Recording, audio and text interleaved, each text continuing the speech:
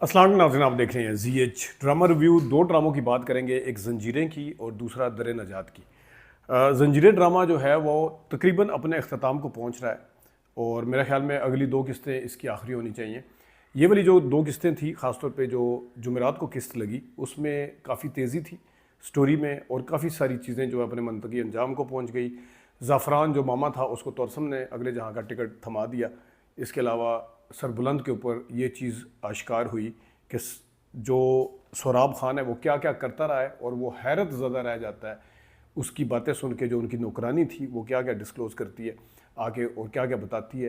तो सरबुलंद को, जिसको अभी तक उम्मीद थी कि शाह बानो, शेर बानो या शाह बानो जो भी उसकी मुगेतर थी वो अभी तक ज़िंदा होगी, तो फाइनली उसको अब पता चल जाता है कि वो इस दुनिया में नहीं रही और उसको कत्ल उसके भाई ने किया और वो सारा कुछ बताती है। तो वहाँ पे सरबुलंद का यानी दानियाल ज़फ़र का जो रिएक्शन था वो बड़ा देखने वाला था।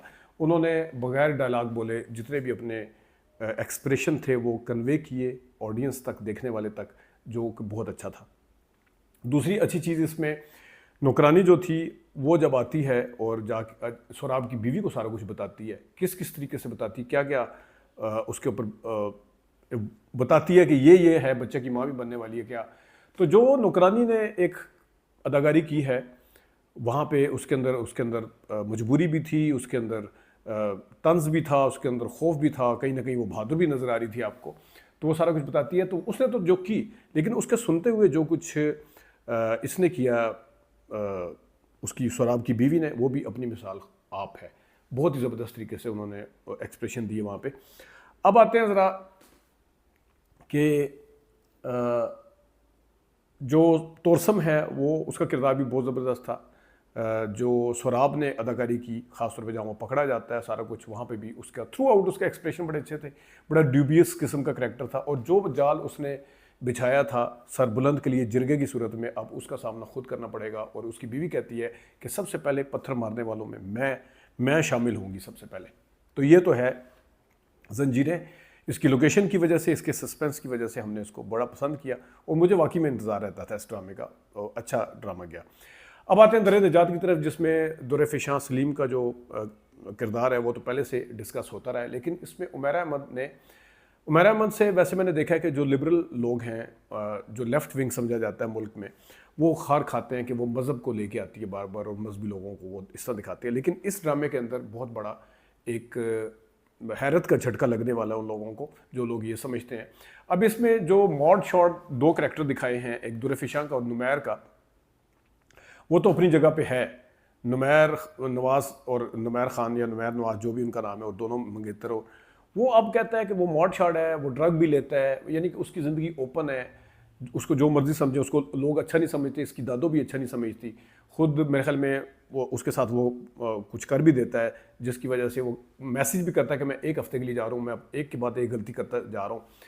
लेकिन दूसरी तरफ एक करेक्टर जिसको पोर्ट्रे किया ऐसे तरीके से कि जो नमाज रोज़े का परहेजगार, इतने आला ओहदे पे है लेकिन इंतहाई सादा, और जिस तरीके से वो नमाज़ पढ़ता है और महफिलों से दूर भागता है। लेकिन अब जब उसकी बीवी आई है, बीवी होना कोई बुरी बात नहीं है, लेकिन उसकी माँ को झटका लगा कि मुझसे पूछे बगैर इसने शादी की, बताए बगैर, मैं तो इसके ऊपर इतना फ़ख्र करती हूँ। एक झटका उसको पहला लगा है अभी। लेकिन अगर आप ओएसटी गौर से देखें, मुझे लगता है कि शहरयार मुनव्वर का जो किरदार है, ये नुमैर ख़ान से आगे का नेगेटिव किरदार होगा। लेकिन वो तो बेचैन है, वो तो नफसियाती मरीज़ बना हुआ है, ड्रग लेता है, वो बेचैन है, जिसकी ज़िंदगी खुली है, जिसने मज़हब का लबादा नहीं उड़ा हुआ। लेकिन जिसने मज़हब का लबादा उड़ा हुआ वो बिल्कुल मुतमिन होकर सारे काम कर रहा है। वो दुरफ़िशां की ज़िंदगी में भी शायद आएगा और सैर हाशमी की ज़िंदगी में भी आएगा। वो किस किस की ज़िंदगी में आएगा और क्या क्या है, किस तरह का किरदार है, ये मेरे ख्याल में उमैरा अहमद से जो लोग खार खाते हैं कि जनाब ये इस राइट विंग को प्रमोट करती है या इस तरह के लोगों को वो दिखाती है, वो उनके लिए एक खुशगवार हैरत होगी। लेकिन जो लोग उमैरा को इस वजह से पसंद करते हैं कि उमैरा जो है वो मज़हब के पॉइंट ऑफ व्यू से ज़्यादा वो करती हैं और सारा कुछ करती हैं। मिर्ज़ा ज़रा बेनिशा बहुत अच्छा ड्रामा था, नो डाउट। आजकल आपकी ज़िद भी चल रहा है, लेकिन उसके अंदर भी आप काफ़ी सारे सवालात उठा सकते हैं। तो उन लोगों को जो उमैरा को इस वजह से उनके ड्रामे या उनके नावल पढ़ते हैं, ड्रामे देखते हैं कि ये साइड लेती है, तो उनको इस दफ़ा दूसरा है झटका लगेगा जो हैरत ज़दा होगा। लेकिन शायद वो कहीं ना कहीं उमैरा से इत्फाक ना करें, क्योंकि उमैरा ने लगता है ऐसे है जिस तरह उन लोगों को बेनकाब किया जो मज़हब का लबादा ओढ़ते हैं, और अपने आप को अच्छा शो करते हैं, लेकिन अंदर से उनका एक और फेस होता है, यानी ड्यूल फेस जो होता है वो कहीं ना कहीं नज़र आता है। तो देखते हैं कि उमैरा का ये ड्रामा कहाँ जाता है लेके, दर नजात जो है।